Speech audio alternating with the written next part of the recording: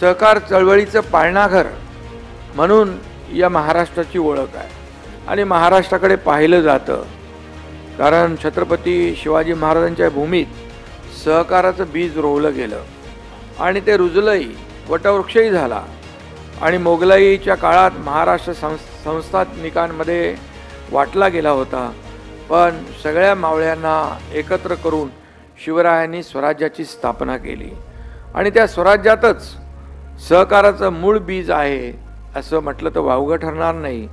सहकार आपल्या रक्तातच भिनलेला आहे आणि म्हणून महाराष्ट्रातील सहकार चळवळ ही भारतातील सर्वात यशस्वी आणि प्रभावी चळवळीपैकी एक आपण मानली पाहिजे आणि खऱ्या अर्थाने महाराष्ट्र त्या पद्धतीने पुढे जातो आहे.